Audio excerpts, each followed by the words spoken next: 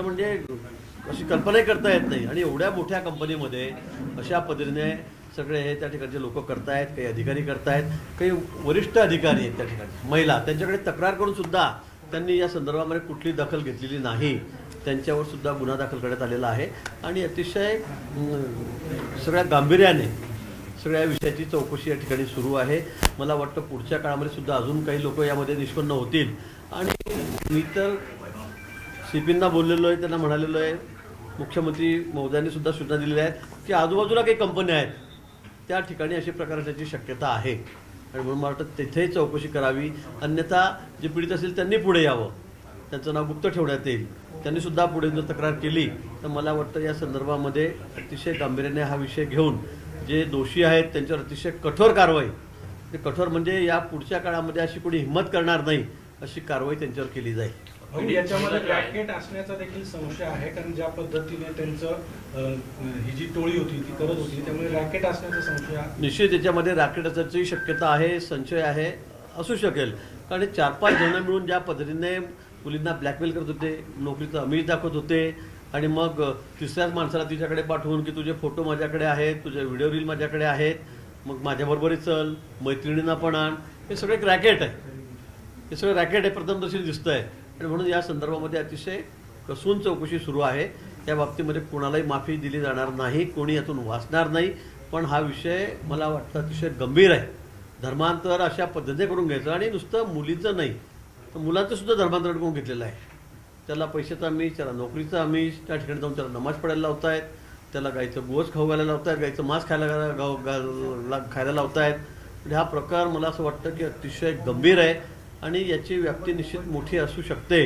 म्हणून त्या संदर्भामध्ये आता चौकशी सुरू आहे। पण मी पुन्हा आवाहन करेल, जे पीडित आहेत त्यांनी समोर यावं, त्यांचं नाव गुप्त ठेवण्यात येईल, पण त्यांनी या संदर्भामध्ये आता तक्रारी करावी। भाऊ, हे एका कंपनीमध्ये उघड झालंय, मात्र अशा अनेक कंपन्या नाशिकमध्ये आहेत आणि त्या कंपन्यांमध्ये सुद्धा असा प्रकार आहे असं म्हटलं जातं। शक्यता आहे, नुसती ही तर TIS सारखी एवढी मोठी कंपनी टाटांची, त्याच्यामध्ये हा प्रकार चाललेला आहे। बाकी कंपन्या आहेत, अनेक मुलं मुली त्या ठिकाणी नोकरीला आहेत, कामाला आहेत। तर मला असं वाटतं की असं असण्याची शक्यता आहे आणि त्या दृष्टीने सुद्धा आपण तपास करावा अशा सूचना आम्ही पोलीस प्रशासनाला दिलेल्या आहेत। भाऊ, विशाखा समितीच्या बाबत काही बैठक आपण घेणार आहात का, सूचना काही देणार आहात का? कारण त्या ऍक्टिव्ह नसल्यामुळे असे प्रकार जे आहेत त्याला वाढताना पाहायला मिळत आहे। मला वाटतं तशा सूचना माननीय मुख्यमंत्री महोदयांनी दिलेल्या आहेत की या संदर्भामध्ये या समित्या नेमल्या गेल्यात, पण त्या अधिक ॲक्टिव्ह व्हाव्यात, त्यांनी काम करावं। पण कोणीतरी पुढे आल्याशिवाय त्या गोष्टी कळत नाही। काय इतक्या छुप्या पद्धतीने सगळ्या गोष्टी चाललेल्या आहेत। पण आता एखाद दुसरी महिला पुढे आली किंवा एखादा दुसरा प्रकार पुढे आला की मग त्यातून सगळे प्रकार पुढे येतात, जसं महाराजांचं झालेलं आहे। कोणालाच कल्पना नव्हती, सगळेच त्या ठिकाणी जात होते, कॉर्पोरेट क्षेत्रात जात होते, पॉलिटिकल जात होते, सगळेच IAS IPS पासून नावं त्यामध्ये आहेत। पण मग मला वाटतं की एखाद दुसरं नाव पुढे आलं की सगळे प्रकार समोर येत आहेत। आणि म्हणून मला वाटतं ज्या ज्या ठिकाणचे काही प्रकार चालले असतील ती नुसती माहिती जरी आम्हाला दिली, माहिती जरी आम्हाला कळाली, पोलिसांना कळाली, तर निश्चित त्या संदर्भामध्ये सखोल चौकशी करून हे सगळं रॅकेट खोदून काढण्यात येईल। भाऊ, खऱ्या प्रकरणामध्ये एकूणच फॉरेन्सिककडनं जो अहवाल आला आणि जे काही पुरावे SITने जमा केले, तब्बल 160 GB पुरावे हे सगळे जमा करण्यात आलेले आहेत, पेनड्राईव्ह, हार्ड डिस्क, असं सगळं एकूण ते न्यायालयात देखील सादर केलं जाणार आहे। गंभीर मुद्दा होता आणि SITने एवढं सगळं गोळा केलंय। नाही, तेच सांगतो की या संदर्भामध्ये SIT अतिशय म्हणजे रात्रंदिवस काम करते, पूर्ण वेळ त्यांनी ते झोपून घेतलेला आहे। आणि माननीय मुख्यमंत्री महोदयांचं अतिशय बारीक लक्ष या सगळ्या विषयाकडे आहे। आणि इतका गंभीर प्रकार हा काही छोटा प्रकार नाही, हा अतिशय गंभीर प्रकार।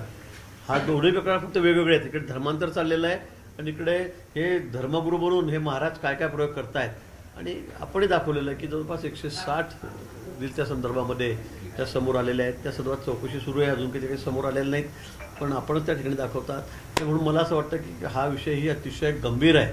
मला वाटतं अशा भोंदू लोकांचा इतका कडक बंदोबस्त झाला पाहिजे की पुढे कोणी अशी हिंमत करता कामा नये, कोणी असे प्रकारच करता कामा नये, अशा पद्धतीने त्यांना शिक्षाही झाली पाहिजे। भाऊ, सिंहस्थ कुंभमेळ्याची कामं शहरात मोठ्या प्रमाणात सुरू आहे, मात्र आपल्याच सत्ताधारी पक्षाचे काही नगरसेवक कामं अडवत आहे, ठेकेदारांना त्रास देत आहे, अशा प्रकारची चर्चा सुरू होती। आणि काल काही नगरसेवकांना पोलिसांनी चौकशीसाठी देखील बोलवलं होतं।